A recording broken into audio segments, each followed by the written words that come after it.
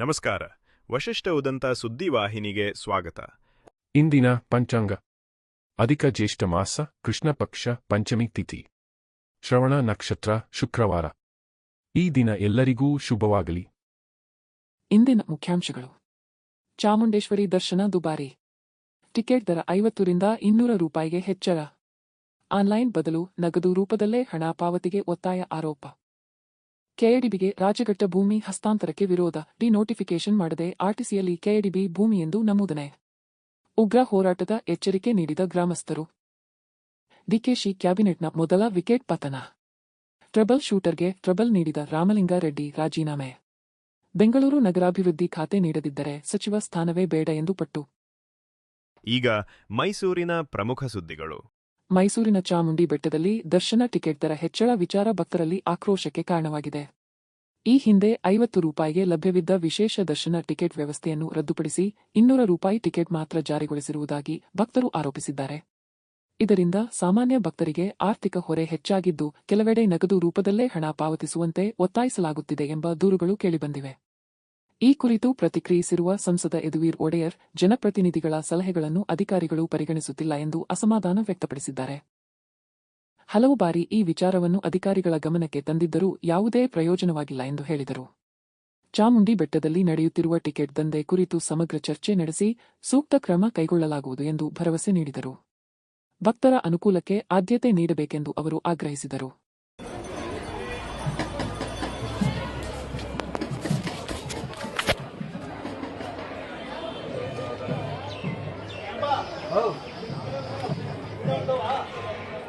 Sir 50 ರೂಪಾಯಿ ticket. 50 ಇಲ್ಲ, 200 ರೂಪಾಯಿ ಮಾತ್ರ ಕ್ಯಾಶ್. 200 ರೂಪಾಯಿ ಮಾತ್ರ. 50 ರೂಪಾಯಿ ಹಿಂದ್ಗಡೆ ಸ್ಟಾಪ್ ಆಗಿದೆ. ಏನು ಕಾರಣ ಅದು? ಅದೇ ಕೆಲಸ ನಡೀತಿದೆ ಅಲ್ಲಿ. ಟಿಕೆಟ್ ಇಲ್ಲಿ ತಗೋಬೇಕಾ? 200 ರೂಪಾಯಿ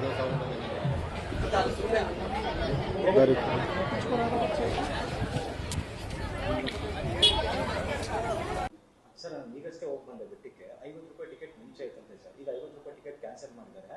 ಮತ್ತೆ 200 ರೂಪಾಯಿ ಟಿಕೆಟ್ ಸರ್, ಮಿನಿಮಮ್ 200 ರೂಪಾಯಿ ಮತ್ತೆ 1000 ರೂಪಾಯಿ. ಮತ್ತೆ ಮೋದಿ ಅವರು ಡಿಜಿಟಲ್ ಇಂಡಿಯಾಗೆ ಕರೆ ಕೊಡ್ತಾರೆ, ಆದರೆ ಅಲ್ಲಿ ಕ್ಯಾಶ್ ಕೊಟ್ಟರೆ ಮಾತ್ರ ಟಿಕೆಟ್ ಕೊಡ್ತಾ ಇದ್ದಾರೆ. ಇದನ್ನ ಪ್ರಶ್ನೆ ಮಾಡೇ ಮಾಡ್ತೀವಿ. ಇವತ್ತು ಪ್ರಾಧಿಕಾರ ಮೀಟಿಂಗ್ ಬಂದಾಗ ಈ ಎಲ್ಲ ಅಂಶಗಳು ನಾವು ಪ್ರಶ್ನೆ ಮಾಡೇ ಮಾಡ್ತೀವಿ. ಮತ್ತೆ ಇವತ್ತು ಯಾರು ಅಧಿಕಾರ ವರ್ಗ ಯಾವುದೇ ರೀತಿಯ ಒಂದು ಜನಪ್ರತಿನಿಧಿಗಳ ಏನು ನಿರ್ದೇಶನವನ್ನು ಏನು ಪಾಲಿಸ್ದೇನೆ ಏನು ಅವರೇ ಆಗಿ ಸ್ವಾತಂತ್ರ್ಯವಾಗಿ ಏನು ತೀರ್ಮಾನ ತಗೋತಾ ಇದ್ದಾರೆ, ಅದ್ರ ಬಗ್ಗೆ ಕ್ರಮ ತಗೊಳ್ಳೋದು ಕೂಡ ನಾವು ಪ್ರಾಧಿಕಾರದ ಒಂದು ಮೀಟಿಂಗ್ ಅಲ್ಲಿ ಹೇಳ್ತೀವಿ. ಚಾಮುಂಡಿ ಬೆಟ್ಟದಲ್ಲಿ ದಿನೇ ದಿನ ಅಳವಡಿಸಲು ಆಗರ ಆಗ್ತದೆ ಸರ್. ಪಾರ್ಕಿಂಗ್ ವಿಚಾರ ಇರ್ಬೋದು ಅಥವಾ ದರ್ಶನ ವಿಚಾರ ಇರ್ಬೋದು. ಪಾರ್ಕಿಂಗ್ಗೆ ಸರ್ 100 ರೂಪಾಯಿ ಇಸ್ಕೊಂಡು 60 ರೂಪಾಯಿ ಟಿಕೆಟ್ ಕೊಡ್ತಾ ಇದ್ದಾರೆ. ಎಲ್ಲರಿಗೂ ತಿಳಿದಿರ್ತಕ್ಕಂಥ ಸಂಗತಿ. ನಾವು ಎಷ್ಟೋ ಸತಿ ಹೈಲೈಟ್ ಮಾಡಿದೀವಿ, ಎಲ್ಲ ಮಾಡಿದೀವಿ. ಆದ್ರೂ ಸಹ ಇವತ್ತು ಹೇಳಿದೀನಿ, ಅಧಿಕಾರ ವರ್ಗ ಮೈಸೂರು ಸಂಪೂರ್ಣವಾಗಿ ನಿಯಂತ್ರಣ ಮಾಡಿದ್ದಾರೆ. ಬರೀ ಮೇಲ್ಮಟ್ಟದಲ್ಲಿ ಇರುವಂತದ್ದು ಮುಖ್ಯಮಂತ್ರಿ, ಉಪಮುಖ್ಯಮಂತ್ರಿ ಆ ಸ್ಥಾನಗಳಿರುವಂತದ್ದು ವ್ಯಕ್ತಿಯ ಒಂದು ನಿರ್ದೇಶನಗಳು ಕೇಳ್ತಾ ಇದ್ದಾರೆ. ನಾನು ಇದು ಹೇಳುವಾಗ ಕೆಲವರು ಹೇಳಿದ್ರೆ ನಮ್ಗೆ ಗೌರವ ಕೊಡ್ತಾರೆ. ನನ್ ಗೌರವ ಕೊಡೋದು ಅಥವಾ ಇಲ್ವೋ ಅದು ಬೇರೆ ವಿಚಾರ. ಒಬ್ಬ ಜನಪ್ರತಿನಿಧಿಯಾಗಿ ಈ ಭಾಗದ ಜನರು ನನ್ನ ಒಂದು ಸಂಸದರನ್ನು ಮಾಡಿದ್ದಾರೆ ತಮ್ಮ ಮತದ ಮೂಲಕ. ಇವತ್ತು ವ್ಯವಸ್ಥೆಯಲ್ಲಿ ಇವತ್ತು ಮತದ ಮೂಲಕ ನಮ್ಮನ್ನ MP ಯನ್ನು ಮಾಡಿದ್ದಾರೆ. MP ಯ ಒಂದು ಪ್ರಶ್ನೆಗೆ ನಾನೇನು ನಿರ್ದೇಶನ ಕೊಟ್ಟಿಲ್ಲ, ಈ ತರ ಮಾಡಿ ಆ ತರ ಮಾಡಿ ಅಂತ. ನಮ್ಮ ಸಲಹೆ, ನಮ್ಮ ಸೂಚನೆಗೆ ಅಥವಾ ನಮ್ಮ ಪ್ರಶ್ನೆಗಳಿಗೆ ಉತ್ತರ ಕೊಡುವಂತದ್ದು ಕೆಲಸ ಇಲ್ಲಿ ಆಗ್ತಾ ಇಲ್ಲ. ಅಧಿಕಾರ ವರ್ಗದ್ದು ಒಂದು ಸಮಸ್ಯೆ ಇದ್ದೇ ಇದೆ. ಅವ್ರು ಸಂಪೂರ್ಣವಾಗಿ ಈ ಕ್ಷೇತ್ರ ಅವ್ರ ಹಿಡಿತದಲ್ಲಿ ಇದೆ. ಅಕ್ರಮವಾಗಿ ಸಾಗಾಣಿಕೆ ಮಾಡುತ್ತಿದ್ದ ಸುಮಾರು 3 ಲಕ್ಷ ರೂಪಾಯಿ ಮೌಲ್ಯದ ಬೀಟೆ ಮರವನ್ನು ಅರಣ್ಯ ಇಲಾಖೆ ಅಧಿಕಾರಿಗಳು ವಶಕ್ಕೆ ಪಡೆದಿದ್ದಾರೆ. ಮೈಸೂರು ಅರಣ್ಯ ವಿಭಾಗದ ಅಧಿಕಾರಿಗಳು ಖಚಿತ ಮಾಹಿತಿಯ ಮೇರೆಗೆ ಕಾರ್ಯಾಚರಣೆ ನಡೆಸಿ ಅನುಮತಿ ಇಲ್ಲದೆ ಸಾಗಿಸಲಾಗುತ್ತಿದ್ದ ಬೀಟೆ ಮರದ ದಿಮ್ಮಿಗಳನ್ನು ಪತ್ತೆ ಹಚ್ಚಿದರು. ವಾಹನ ತಪಾಸಣೆ ವೇಳೆ ಮರವನ್ನು ಅಕ್ರಮವಾಗಿ ಸಾಗಿಸುತ್ತಿರುವುದು ಬೆಳಕಿಗೆ ಬಂದಿದ್ದು, ಮರದೊಂದಿಗೆ ಬಳಸಲಾಗಿದ್ದ ವಾಹನವನ್ನು ಸಹ ವಶಕ್ಕೆ ಪಡೆಯಲಾಗಿದೆ. ಪ್ರಕರಣ ಸಂಬಂಧ ಆರೋಪಿಗಳ ವಿರುದ್ಧ ಕರ್ನಾಟಕ ಅರಣ್ಯ ಕಾಯ್ದೆಯಡಿ ಪ್ರಕರಣ ದಾಖಲಿಸಲಾಗಿದೆ.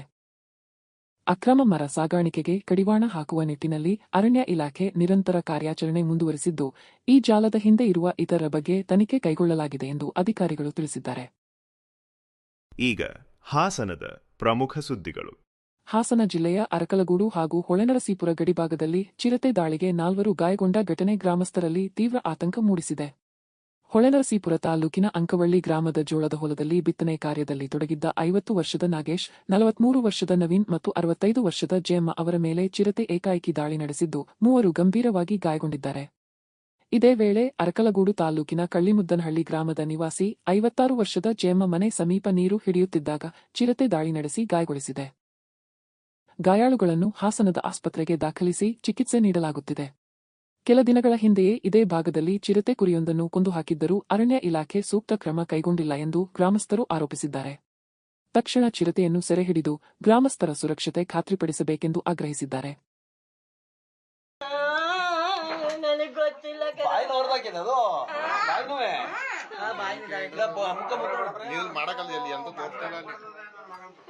ಅವಳು ಬಂದಿರೋ ನೋಡಿಲ್ಲ ಹೊರಗಡೆಗೆ ಫುಲ್ ಕಾಣೋದು ಇಲ್ಲಿ ಏನ್ ಕಾಣ್ತದೆ ಗೊತ್ತಾಗಿಲ್ಲ. ಇಲ್ಲ ಮೇಡಮ್ ಗೊತ್ತಿರಲಿಲ್ಲ. ಅಂದ್ರೆ ಒಂದು ವಾರದಿಂದ ಅಲ್ಲಿಗೆ ಅರಣ್ಯ ಇಲಾಖೆಯವ್ರಿಗೆ ಇನ್ಫಾರ್ಮ್ ಮಾಡ್ತಾನೆ ಇದ್ದಾರೆ. ಅಂದ್ರೆ ಇಲ್ಲಿ ಕಾಣ್ತಾ ಇದೆ ಬನ್ನಿ ಅಂತ. ಇವ್ರು ಏನ್ ಮಾಡಿದ್ರೆ ಒಂದನೇ ಎಲ್ಲೋ ತಗೊಂಡು ಹೋಗ್ತಿದ್ದಾರೆ ಬೋನ್ ಅನ್ನ. ಅದು ಊರೊಳಗಡೆಗೆ ಬಂದು ಮನೆ ಹತ್ರನೇ ಅಟ್ಯಾಕ್ ಮಾಡ್ತೀವಿ ಮೇಡಮ್. ಅಂದ್ರೆ ಹೋಗ್ಬೇಕಾದ್ರೆ ಜೊತೆ ಕೆಲಸ ಮಾಡ್ಬೇಕಾದ್ರೆ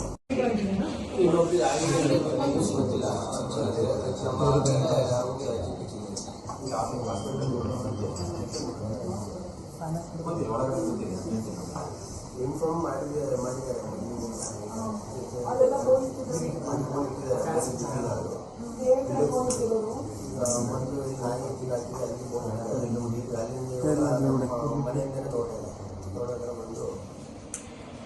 ಹಿಂದೆ ಮೊದಲೇ ನೋಡಿದ್ರಿ ನೀವು? ಇಲ್ಲ.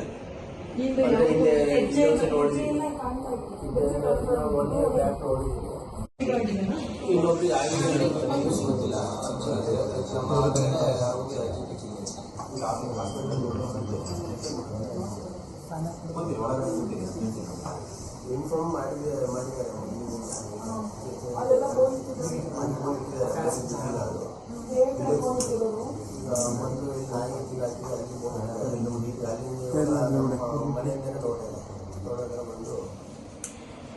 ಹಿಂದೆ ಮೊದಲೇ ನೋಡಿದ್ರಿ ನೀವು? ಇಲ್ಲ.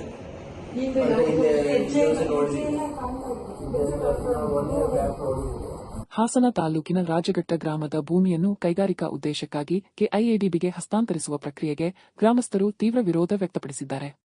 ಮೈಸೂರಿನ ಕೆಐಎಡಿಬಿ ಕಚೇರಿಯಲ್ಲಿ ನಡೆದ ಸಭೆಯಲ್ಲಿ ಗ್ರಾಮಸ್ಥರು ತಮ್ಮ ಆಕ್ಷೇಪಣೆಗಳನ್ನು ದಾಖಲಿಸಿ ಭೂಮಿ ಹಸ್ತಾಂತರದ ನಿರ್ಧಾರವನ್ನು ತಕ್ಷಣ ಹಿಂಪಡೆಯುವಂತೆ ಒತ್ತಾಯಿಸಿದರು. ಆಡುವಳ್ಳಿ ಸರ್ವೆ ನಂಬರ್ ವ್ಯಾಪ್ತಿಯ ಈ ಭೂಮಿ ಈ ಹಿಂದೆ ನಗರಸಭೆಗೆ ಸೇರಿದ್ದು ಪ್ರಸ್ತುತ ಮಹಾನಗರ ಪಾಲಿಕೆ ವ್ಯಾಪ್ತಿಯಲ್ಲಿದೆ ಎಂದು ಅವರು ತಿಳಿಸಿದರು.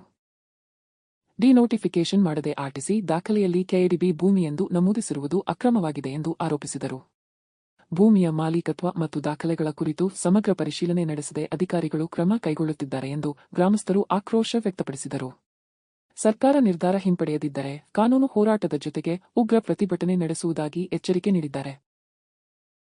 ರಾಜಘಟ್ಟ ಬಡಾವಣೆಯಿಂದ ಬಂದಿದ್ದೀವಿ.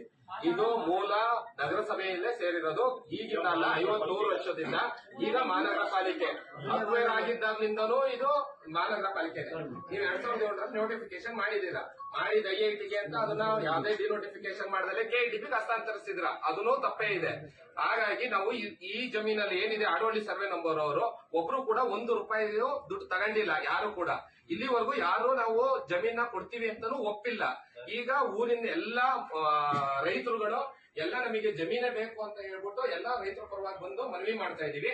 ಇಲ್ಲಿ ಯಾವುದೇ ರೀತಿಯ ಮತ್ತೆ ಹೇಳ್ತಾ ಇದೀವಿ, ನೀವು ಆಲ್ರೆಡಿ ತಪ್ಪು ಮಾಡಿರೋದ್ರಿಂದ ನೋಟಿಸ್ ಇಶ್ಯೂ ಮಾಡೋದು, ಎದುರಿಸೋದು ಇದು ಬೇಡ ಸರ್. ನಮ್ ಜಮೀನ್ ಕೊಡೋದಕ್ಕೆ ನಾವ್ ಯಾರು ಬರಲಿಲ್ಲ. ಆಮೇಲೆ ಮತ್ತೆ ಅದರಲ್ಲಿ ಎಕ್ಸ್ಟ್ರಾ ಸೇಲ್ಸ್ ಮಾಡೋದು ಅದೇನಿಲ್ಲ. ಆಮೇಲೆ ಕೆಇಡಿಬಿ ಅಂತ ಬರ್ತಾ ಇರೋದನ್ನ ಅದನ್ನ ಕ್ಯಾನ್ಸಲ್ ಮಾಡ್ತಾರೆ.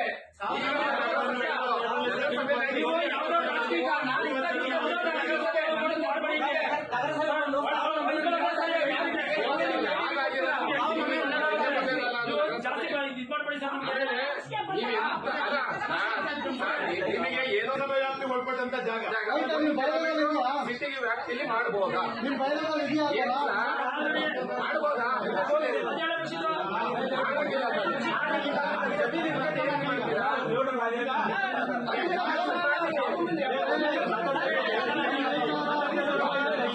ಈಗ ಚಿಕ್ಕಮಗಳೂರಿನ ಪ್ರಮುಖ ಸುದ್ದಿಗಳು. ಸಚಿವ ರಾಮಲಿಂಗಾರೆಡ್ಡಿ ರಾಜೀನಾಮೆ ಹಿನ್ನೆಲೆ ರಾಜ್ಯ ರಾಜಕೀಯದಲ್ಲಿ ಹೊಸ ಚರ್ಚೆಗೆ ಕಾರಣವಾಗಿದ್ದು, ಚಿಕ್ಕಮಗಳೂರಿನಲ್ಲಿ ಬಿಜೆಪಿ ನಾಯಕ ಸಿಟಿ ರವಿ ರಾಜ್ಯ ಸರ್ಕಾರದ ವಿರುದ್ಧ ವಾಗ್ದಾಳಿ ನಡೆಸಿದ್ದಾರೆ. ಡಿಕೆ ಶಿವಕುಮಾರ್ ನೇತೃತ್ವದ ಸರ್ಕಾರ ಆರಂಭದಲ್ಲಿ ಸಿಕ್ಸರ್ ಹೊಡೆದ ಸರ್ಕಾರ ಎಂದು ಬಿಂಬಿಸಲಾಗಿತ್ತು. ಆದರೆ ಈಗ ಮೊದಲ ವಿಕೆಟ್ ಪತನವಾಗಿದ್ದು ಸರ್ಕಾರವೇ ಹಿಟ್ ವಿಕೆಟ್ ಆಗಿದೆ ಎಂದು ಟೀಕಿಸಿದರು. ಈ ಬೆಳವಣಿಗೆ ಆಡಳಿತ ಪಕ್ಷದೊಳಗಿನ ಅಸಮಾಧಾನ ಮತ್ತು ಆಂತರಿಕ ಬಿಕ್ಕಟ್ಟಿನ ಸ್ಪಷ್ಟ ಸೂಚನೆಯಾಗಿದೆ ಎಂದು ಅವರು ಅಭಿಪ್ರಾಯಪಟ್ಟರು. ಮುಂದಿನ ದಿನಗಳಲ್ಲಿ ಸಂಪುಟ ವಿಸ್ತರಣೆ ಬಳಿಕ ಹಿರಿಯ ಸಚಿವರಲ್ಲಿಯೇ ಅಸಮಾಧಾನ ಸ್ಫೋಟಗೊಳ್ಳುವ ಸಾಧ್ಯತೆ ಇದೆ ಎಂದು ಭವಿಷ್ಯ ನುಡಿದರು. ಬಣ ರಾಜಕೀಯ ರಾಜ್ಯದ ಹಿತಕ್ಕಿಂತ ದೊಡ್ಡದಾಗಬಾರದು ಎಂದು ಎಚ್ಚರಿಕೆ ನೀಡಿದ ಅವರು ಆಡಳಿತ ಪಕ್ಷ ಆತ್ಮಾವಲೋಕನ ಮಾಡಿಕೊಳ್ಳಬೇಕೆಂದು ಸಲಹೆ ನೀಡಿದರು. ಮಾನ್ಯ ಮುಖ್ಯಮಂತ್ರಿ ಡಿ.ಕೆ. ಶಿವಕುಮಾರ್ ಅವರ ಸಂಪುಟದ ಮೊದಲ ವಿಕೆಟ್ಟು ರಾಜೀನಾಮೆ ಮೂಲಕ ಪತನ ಆಗಿದೆ. ಇತ್ತೀಚೆಗೆ ಅವರು ಸಂಪುಟ ದರ್ಜೆ ಸಚಿವರಾಗಿ ನೇಮಕ ಮಾಡಿದ್ದಂಥ ಶ್ರೀ ರಾಮಲಿಂಗಾರೆಡ್ಡಿಯವರು ಹಿರಿಯ ಕಾಂಗ್ರೆಸ್ ಮುಖಂಡರು, ಅವರು ರಾಜೀನಾಮೆ ಕೊಟ್ಟಿದ್ದಾರೆ. ಮಾನ್ಯ ಮುಖ್ಯಮಂತ್ರಿ ಶಿವಕುಮಾರ್ ಅವರ ಮೊದಲ ಸಂಪುಟ ಸಭೆ ಪತ್ರಿಕೆಗಳು ವ್ಯಾಖ್ಯಾನಿಸಿದ್ದು ಸಿಕ್ಸರ್ ಹೊಡೆದ ಶಿವಕುಮಾರ್ ಅಂತೇಳಿ. ಸಿಕ್ಸರ್ ಏನೋ ಹೊಡೆದ್ರು, ಆದರೆ ಆ ಸಿಕ್ಸರ್ ಜೊತೆಗೇನೆ ಹಿಟ್ ವಿಕೆಟು ಆಗಿದೆ. ಇದು ಸೂಚಿಸುತ್ತೆ ಆಂತರಿಕವಾಗಿ ಎಲ್ಲವೂ ಸರಿ ಇಲ್ಲ ಅನ್ನೋದನ್ನು. ಇದು ಸೂಚಿಸುತ್ತೆ ಭವಿಷ್ಯದ ಬೆಳವಣಿಗೆಗಳನ್ನು. ನಮಗೆ ಆತಂಕ ಇರೋದು ಈ ಬೆಳವಣಿಗೆಗಳು ಆಡಳಿತದ ಮೇಲೆ ಬೀರುವ ಕೆಟ್ಟ ಪರಿಣಾಮದ ಕುರಿತಾಗಿ. ಯಾವಾಗ ಹಿರಿಯ ನಾಯಕರುಗಳಲ್ಲೇ ಅಪಸ್ವರ ಪ್ರಾರಂಭ ಆಗುತ್ತೆ, ತಾಳಮೇಳಗಳ ಇಲ್ಲದ ಸ್ಥಿತಿ ನಿರ್ಮಾಣ ಆಗುತ್ತೆ, ಅದರ ಪರಿಣಾಮ ಆಡಳಿತದ ಮೇಲಾಗತ್ತೆ. ಇದರ ದುಷ್ಪರಿಣಾಮ ಜನಜೀವನದ ಮೇಲಾಗತ್ತೆ. ಯಾರ ಮಾತನ್ನು ಯಾರೂ ಕೇಳದೇ ಇರುವಂಥ ಸ್ಥಿತಿಗೆ ಬಂದು ತಲುಪ್ತಾರೆ. ಇದು ಭವಿಷ್ಯದ ಕರ್ನಾಟಕ ರಾಜ್ಯದ ಆಡಳಿತದ ಬಗ್ಗೆ ನಮಗಿರುವಂಥ ಆತಂಕ. ಇದನ್ನು ಸಂಭಾಳಿಸಿಕೊಂಡು ಭ್ರಷ್ಟಾಚಾರ ಮುಕ್ತವಾಗಿ ಉತ್ತಮ ಆಡಳಿತ ಕೊಡೋದಕ್ಕೆ ಶಿವಕುಮಾರರಿಗೆ ಸಾಧ್ಯನಾ? ಈ ಪ್ರಶ್ನೆ ನನ್ನನ್ನು ಸೇರಿ ರಾಜ್ಯದ ಜನರಿಗೆ ಕಾಡ್ತಾ ಇದೆ. ಚಿಕ್ಕಮಗಳೂರು ವಿಧಾನಸಭಾ ಕ್ಷೇತ್ರದ ಮತದಾರರ ವಿವರಗಳು ಬೆಂಗಳೂರಿನ ವಿವಿಧ ಕ್ಷೇತ್ರಗಳ ಮತದಾರರ ಪಟ್ಟಿಗೆ ತಪ್ಪಾಗಿ ಮ್ಯಾಪಿಂಗ್ ಆಗಿರುವ ಆರೋಪ ಕೇಳಿಬಂದಿದ್ದು, ಈ ಕುರಿತು ಚುನಾವಣಾ ಆಯೋಗಕ್ಕೆ ದೂರು ಸಲ್ಲಿಸಲು ಮುಂದಾಗಲಾಗಿದೆ. ಎಸ್ಐಆರ್ ಪ್ರಕ್ರಿಯೆಯ ಭಾಗವಾಗಿ 2002 ಮತ್ತು 2025ರ ಮತದಾರರ ಪಟ್ಟಿಗಳನ್ನು ಆಧರಿಸಿ ಮ್ಯಾಪಿಂಗ್ ಕಾರ್ಯ ನಡೆಯುತ್ತಿದ್ದು, ಈ ವೇಳೆ ಹಲವರ ಮತದಾರರ ಮಾಹಿತಿ ಬೆಂಗಳೂರಿಗೆ ವರ್ಗಾವಣೆಯಾಗಿದೆ ಎಂದು ಆರೋಪಿಸಲಾಗಿದೆ. ಈ ಕುರಿತು ಸ್ಥಳೀಯ ಬಿಎಲ್ಒಗಳನ್ನು ಸಂಪರ್ಕಿಸಿದರೂ ಸಮರ್ಪಕ ಸ್ಪಂದನೆ ದೊರೆತಿಲ್ಲ ಎಂದು ಅಸಮಾಧಾನ ವ್ಯಕ್ತಪಡಿಸಲಾಗಿದೆ.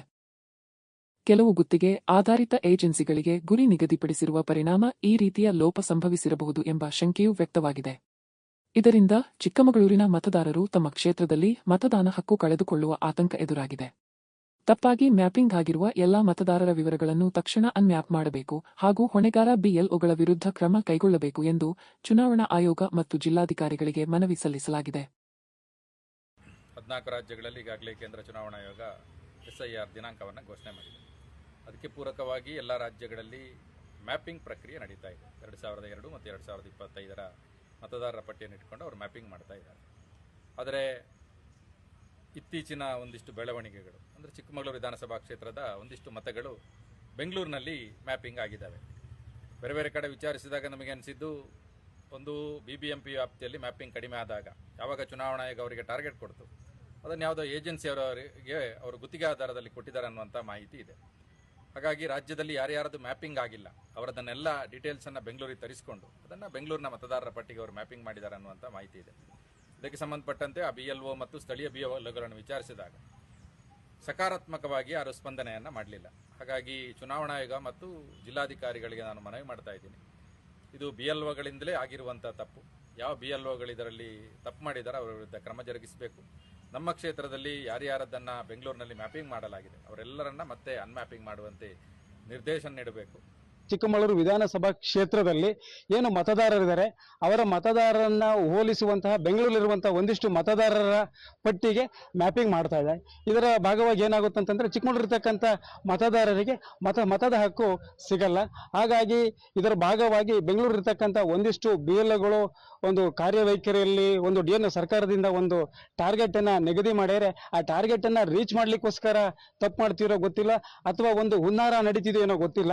ಹಾಗಾಗಿ ಏನು ಈ ಒಂದು ಬೇಲೆಗಳ ತಪ್ಪುಗಳಿಂದ ಚಿಕ್ಕಮಗಳೂರಿರ್ತಕ್ಕಂಥ ಒಂದು ಮತದಾರರ ಪಟ್ಟಿ ಎಪಿಕ್ ನಂಬರಿಗೆ ಬೆಂಗಳೂರಲ್ಲಿರ್ತಕ್ಕಂಥ ಕ್ಷೇತ್ರಗಳಿಗೆ ಮ್ಯಾಪಿಂಗ್ ಆಗ್ತಿದೆ. ಈ ಕೂಡಲೇ ಅದನ್ನ ಅನ್ಮ್ಯಾಪ್ ಮಾಡಬೇಕು ಅಂತ ಹೇಳ್ಬಿಟ್ಟು ಮಾನ್ಯ DC ಅವರ ಮೂಲಕ ಕೇಂದ್ರ ಚುನಾವಣಾ ಆಯೋಗಕ್ಕೆ ಮನವಿಯನ್ನ ಈಗ ರಾಜ್ಯ ಮತ್ತು ರಾಷ್ಟ್ರೀಯ ಸುದ್ದಿಗಳು. ಡಿಕೆ ಶಿವಕುಮಾರ್ ನೇತೃತ್ವದ ಸರ್ಕಾರದಲ್ಲಿ ಖಾತೆ ಹಂಚಿಕೆ ವಿಚಾರ ಹೊಸ ರಾಜಕೀಯ ಸಂಚಲನಕ್ಕೆ ಕಾರಣವಾಗಿದ್ದು, ಸಚಿವ ರಾಮಲಿಂಗಾರೆಡ್ಡಿ ರಾಜೀನಾಮೆ ನೀಡಿರುವುದು ಆಡಳಿತ ಪಕ್ಷಕ್ಕೆ ಮೊದಲ ದೊಡ್ಡ ಹಿನ್ನಡೆಯಾಗಿ ಪರಿಣಮಿಸಿದೆ. ತಾವು ನಿರೀಕ್ಷಿಸಿದ್ದ ಬೆಂಗಳೂರು ನಗರಾಭಿವೃದ್ಧಿ ಖಾತೆ ಸಿಗದೆ ಜಲಸಂಪನ್ಮೂಲ ಖಾತೆ ಹಂಚಿಕೆಯಾಗಿರುವುದಕ್ಕೆ ಅಸಮಾಧಾನಗೊಂಡಿರುವ ರಾಮಲಿಂಗಾರೆಡ್ಡಿ ಸಚಿವ ಸ್ಥಾನಕ್ಕೆ ರಾಜೀನಾಮೆ ಸಲ್ಲಿಸಿರುವುದಾಗಿ ತಿಳಿದುಬಂದಿದೆ. 3 ವರ್ಷಗಳ ಹಿಂದೆ ತಾವು ಮುಖ್ಯಮಂತ್ರಿಯಾದರೆ ಬೆಂಗಳೂರು ನಗರಾಭಿವೃದ್ಧಿ ಖಾತೆ ನೀಡುವುದಾಗಿ ಡಿಕೆಶಿ ಭರವಸೆ ನೀಡಿದ್ದರು. ಆದರೆ ಆ ಭರವಸೆ ಈಡೇರಿಲ್ಲ ಎಂದು ರಾಮಲಿಂಗಾರೆಡ್ಡಿ ಬೇಸರ ವ್ಯಕ್ತಪಡಿಸಿದ್ದಾರೆ ಎನ್ನಲಾಗಿದೆ. ಮುಖ್ಯಮಂತ್ರಿ ಅವರನ್ನು ಭೇಟಿಯಾಗಿ ತಮ್ಮ ಅಸಮಾಧಾನ ತಿಳಿಸಿದ ಅವರು, ಬೆಂಗಳೂರು ನಗರಾಭಿವೃದ್ಧಿ ಖಾತೆ ನೀಡದಿದ್ದರೆ ಸಚಿವ ಸ್ಥಾನವೇ ಬೇಡ ಎಂದು ಪಟ್ಟು ಹಿಡಿದಿದ್ದರು ಎಂದು ಮೂಲಗಳು ತಿಳಿಸಿವೆ. ರಾಜೀನಾಮೆ ಸಲ್ಲಿಸಿದ ಬಳಿಕ ರಾಮಲಿಂಗಾರೆಡ್ಡಿ ಅಜ್ಞಾತ ಸ್ಥಳಕ್ಕೆ ತೆರಳಿದ್ದು ತಮ್ಮ ಮೊಬೈಲ್ ಫೋನ್ ಸ್ವಿಚ್ ಆಫ್ ಮಾಡಿಕೊಂಡಿದ್ದಾರೆ ಎನ್ನಲಾಗಿದೆ. ಯಾವುದೇ ನಾಯಕರು ಅಥವಾ ಪಕ್ಷದ ಮುಖಂಡರನ್ನು ಭೇಟಿ ಮಾಡಲು ಸಹ ಅವರು ಇಚ್ಛಿಸುತ್ತಿಲ್ಲ ಎಂಬ ಮಾಹಿತಿ ಲಭ್ಯವಾಗಿದೆ.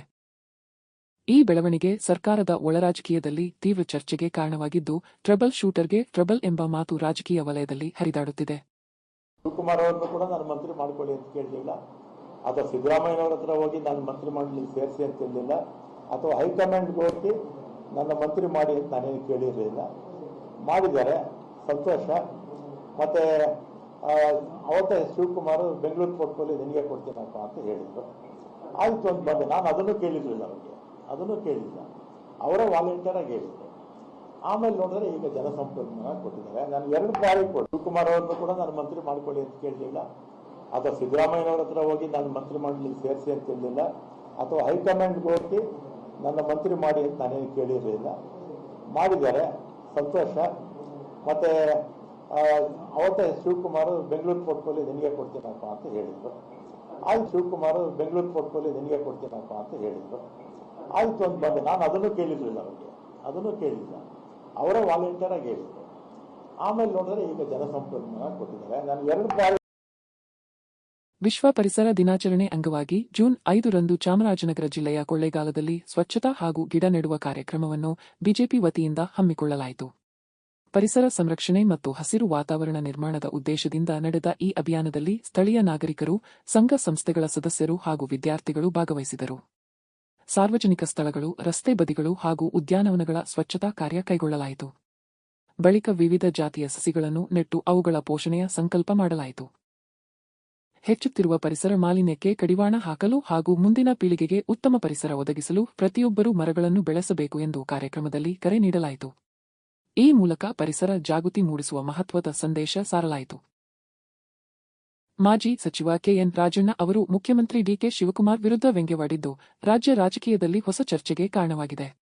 ಯಾವ ಟ್ರಬಲ್ ಶೂಟರ್ ರೀ, ನೀವೇ ಟ್ರಬಲ್ ಶೂಟರ್ ಮಾಡಿರೋದು ಎಂದು ಟೀಕಿಸಿದ ರಾಜಣ್ಣ, ಟ್ರಬಲ್ ಶೂಟರ್ ಎಂಬ ಹೆಸರಿದ್ದರೆ ಅಸ್ಸಾಂಗೆ ಹೋಗಿ ಸಮಸ್ಯೆ ಬಗೆಹರಿಸಲು ಯಾಕೆ ಸಾಧ್ಯವಾಗಲಿಲ್ಲ ಎಂದು ಪ್ರಶ್ನಿಸಿದರು. ರಾಜಕೀಯದಲ್ಲಿ ಯಾರು ಶಾಶ್ವತವಾಗಿ ಅಧಿಕಾರ ಅಥವಾ ಹುದ್ದೆಗಳ ಮಾಲೀಕರು ಅಲ್ಲ, ಯಾರ ಆಸ್ತಿ ಯಾರಪ್ಪನ ಸ್ವತ್ತು ಅಲ್ಲ, ಬದಲಾಗುವ ರಾಜಕೀಯ ಸನ್ನಿವೇಶಕ್ಕೆ ಅನುಗುಣವಾಗಿ ಅವಕಾಶಗಳು ಸಿಗುತ್ತವೆ ಎಂದು ಹೇಳಿದರು. ಸಿಕ್ಕ ಅವಕಾಶಗಳನ್ನು ಜನಪರ ಕೆಲಸಗಳಿಗೆ ಬಳಸಿಕೊಳ್ಳಬೇಕು ಎಂದು ಸಲಹೆ ನೀಡಿದ ಅವರು, ವ್ಯಕ್ತಿಪೂಜೆಗಿಂತ ಜನಸೇವೆಗೆ ಆದ್ಯತೆ ನೀಡಬೇಕೆಂದು ಅಭಿಪ್ರಾಯಪಟ್ಟರು.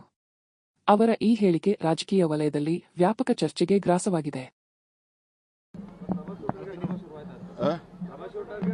ಯಾ ಟ್ರಬಲ್ ಶೂಟರ್ ನೀವು ಮಾಡಿರೋ ಟ್ರಬಲ್ ಶೂಟರ್ ಹಂಗಿದ್ಮೇಲೆ ಅಸ್ಸಾಂಗೆ ಹೋಗಿ ಯಾಕೆ ಟ್ರಬಲ್ ಶೂಟ್ ಆಗ್ಲಿಲ್ಲ ಹಂಗಾರೆ? ಸುಮ್ಮನೆ ಏನೋ ಒಂದು ಯಾಕೆ ಆಗ್ತಾರೆ?